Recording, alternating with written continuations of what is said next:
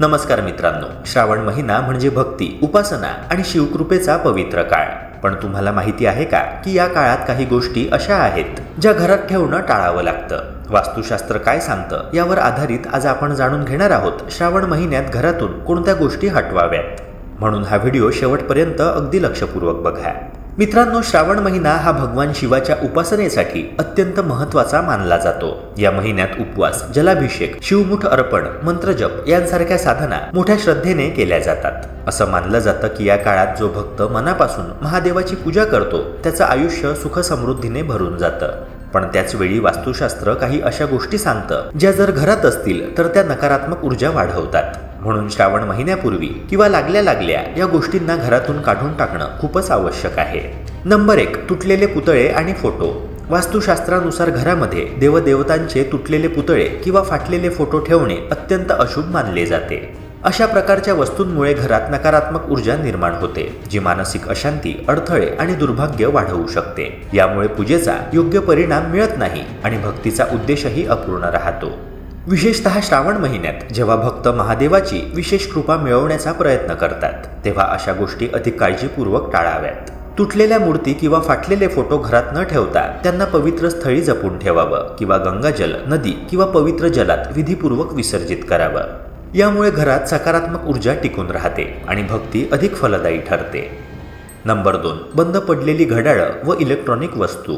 मित्रांनो, बंद पडलेली घड्याळं ही केवळ एक तांत्रिक अडचण नाही तर वास्तुशास्त्राच्या दृष्टीने ती थांबलेल्या वेळेचं प्रतीक आहे आणि त्याचबरोबर थांबलेल्या प्रगतीचं देखील. अशा घड्याळांमुळे घरामध्ये स्टॅग्नंट एनर्जी म्हणजे स्थिर आणि निष्क्रिय ऊर्जा तयार होते, जी घरातील सकारात्मक वातावरणावर नकारात्मक परिणाम करू शकते. यासोबतच बिघडलेल्या इलेक्ट्रॉनिक वस्तूंमुळे देखील मानसिक अस्वस्थता, आर्थिक अपव्यय आणि अडथळे निर्माण होतात. त्यामुळे श्रावण महिन्याच्या सुरुवातीपूर्वी किंवा सुरुवात झाल्या घरातील बंद पडलेली घड्याळं आणि अशा वस्तू दुरुस्त करणं किंवा गरज असल्यास त्या घराबाहेर काढणं हे अत्यंत आवश्यक आहे. यामुळे घरात ऊर्जा प्रवाह सुरळीत राहतो आणि सकारात्मकतेला चालना मिळते. नंबर 3, सुकी किंवा काटेरी झाडं. वास्तुशास्त्रानुसार घरात असलेली सुकी किंवा काटेरी झाडं, विशेषतः कॅक्टस सारख्या वनस्पती, या नकारात्मक ऊर्जेचं प्रतीक मानल्या जातात. अशा वनस्पती घरामध्ये ठेवल्याने वातावरणात अस्वस्थता वाढते, घरातील सदस्यांमध्ये वाद होण्याची शक्यता अधिक असते आणि मानसिक अस्थिरतेसह आर्थिक अडचणींचा देखील सामना करावा लागू शकतो. म्हणूनच श्रावण महिन्याच्या अगोदर किंवा सुरू झाल्या अशा काटेरी किंवा सुकलेल्या झाडांना घराबाहेर काढावं. त्याऐवजी तुळस, बेल, मनी प्लांट यांसारख्या शुभ आणि सकारात्मक ऊर्जा देणाऱ्या वनस्पती लावाव्यात. या वनस्पती केवळ वातावरण शुद्ध करत नाहीत तर त्या घरात शांती, सौख्य आणि समृद्धीही घेऊन येतात. नंबर 4, फाटलेले कपडे आणि चादरी. मित्रांनो, जर तुमच्या घरात फाटलेले कपडे, जुने पडदे किंवा चादरी ठेवलेल्या असतील तर त्या तुमच्या जीवनात अडथळे निर्माण करू शकतात. वास्तुशास्त्रात सांगितल्याप्रमाणे अशा वस्तूंमुळे घरात नकारात्मक ऊर्जा वाढते आणि त्यामुळे देवांची कृपा मिळण्यात अडथळा निर्माण होतो. विशेषतः श्रावण महिन्यासारख्या पवित्र काळात अशा गोष्टी घरात असणे अशुभ मानले जाते. म्हणूनच श्रावण महिन्यात नव्या आध्यात्मिक सुरुवातीसाठी अशा जुन्या व खराब कपड्यांना घराबाहेर काढणं गरजेचं आहे. शिवभक्ती आणि साधनेसाठी स्वच्छता, सात्विकता आणि मानसिक शुद्धता अत्यंत महत्त्वाची आहे. घरातील वातावरण शुद्ध आणि शांत ठेवण्यासाठी या छोट्या गोष्टींचं पालन करणं श्रेयस्कर ठरतं. नंबर 5, झाडूची योग्य जागा. झाडू हा हिंदू संस्कृतीत केवळ स्वच्छतेचं साधन नव्हे तर लक्ष्मी देवीचं प्रतीक मानलं जातं. म्हणूनच झाडूचं योग्य स्थान आणि सन्मान राखणं हे अत्यंत गरजेचं आहे. जर झाडू घरात चुकीच्या ठिकाणी ठेवला गेला तर तो वास्तुदोष निर्माण करू शकतो, असं वास्तुशास्त्र सुद्धा सांगतं. त्यामुळे झाडूचं स्थान चुकीचं असेल तर घरात आर्थिक अडचणी, कलह आणि अशांती निर्माण होऊ शकते. श्रावण महिन्यासारख्या पवित्र काळात झाडू नेहमी नैऋत्य दिशेला म्हणजेच दक्षिण पश्चिम दिशेला लपवून ठेवणं शुभ मानलं जातं. ही छोटीशी सवय केवळ वास्तुदोष टाळण्यासाठी नव्हे तर घरात सकारात्मक ऊर्जा टिकवण्यासाठी सुद्धा उपयुक्त ठरते.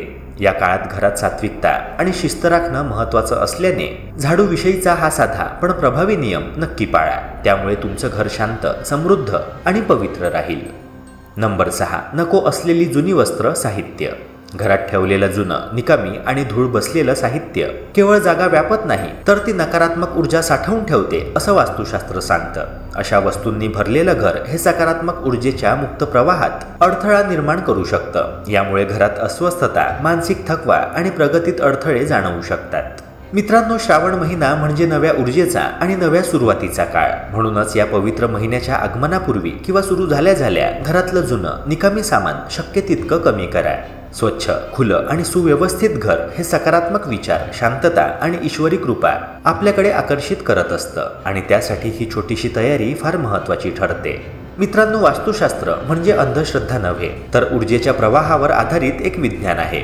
घरातील प्रत्येक वस्तू, तिचं स्थान, तिची स्थिती या सगळ्यांचा आपल्या मनस्थितीवर आणि जीवन प्रवाहावर परिणाम होत असतो. जेव्हा घराचं वातावरण स्वच्छ, शांत आणि ऊर्जायुक्त असतं तेव्हा मनही प्रसन्न राहतं, विचार सकारात्मक राहतात आणि आपल्याला देवाची कृपा अधिक सहजतेने मिळते. श्रावण महिना हे एक संधीचं दार आहे आपल्या घरात आणि मनात चांगले बदल घडवून आणण्याची. पूजा, व्रत, अभिषेक यांच्यासोबतच जर आपण आपल्या घरातली नकारात्मकता दूर केली, काही साध्या सवयी बदलल्या, तर हीच खरी शिवभक्ती ठरेल. चला तर मग मित्रांनो, या पवित्र महिन्यात जुनं टाका, नव्याचं स्वागत करा आणि आपल्या घरात सात्विकतेचं, श्रद्धेचं आणि शुद्धतेचं सुंदर वातावरण निर्माण करा. भगवान शंकराची कृपा आपल्या सगळ्यांवर राहो आणि या श्रावण महिन्यात आपलं आयुष्य अधिक सकारात्मक, शांत आणि समृद्ध होवो हीच शुभेच्छा. जर ही माहिती तुम्हाला उपयुक्त वाटली असेल तर ह्या व्हिडिओला लाईक, तुमच्या मित्रमैत्रिणींना शेअर करा आणि चॅनलला सबस्क्राईब करायला विसरू नका. भेटूया पुन्हा एका नव्या व्हिडिओसह. हर हर महादेव.